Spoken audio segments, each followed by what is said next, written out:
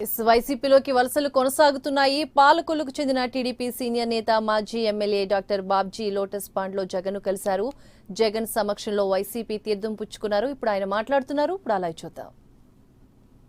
చాలా చక్కగా ముందుకు వెళ్ళాలి అని అనుకున్నప్పుడు సర్టెన్లీ కొద్దిగా కొన్ని విషయాలు అటు మనం డెవలప్ చేయవలసిన అవసరం ఉంది.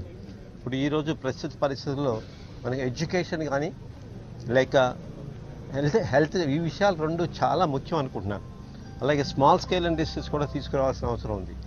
నేను ఆయన దగ్గరగా జగన్మోహన్ రెడ్డి గారు 3600 కిలోమీటర్లు నడిచినప్పుడు అది నిజంగానే ఒక పెద్ద యజ్ఞం అది.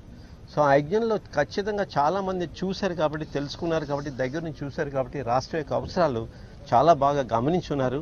డెఫినెట్గా ఈ రాష్ట్రాన్ని తీర్చిదిద్దటానికి ఆయనకి మంచి బేస్ ఏర్పడుతుంది.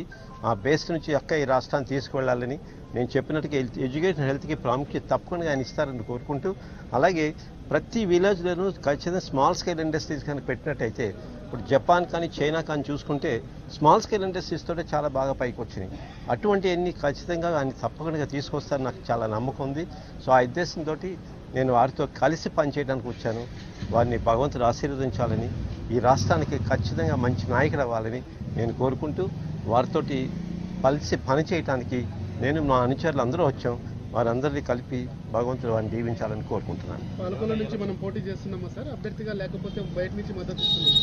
లేదు సార్, బయట నుంచి నేను పాలకొల్లు నుంచి పోటీ చేస్తానని అనుకుంటున్నాను సార్. వారు అఫీషియల్గా ఇన్ఫార్మ్ చేయాలి కదా నాకు. ఆయన అవకాశం ఇస్తే తప్పకుండా పోటీ చేస్తాను. సో థ్యాంక్స్ అండి, థ్యాంక్ యూ వెరీ మచ్.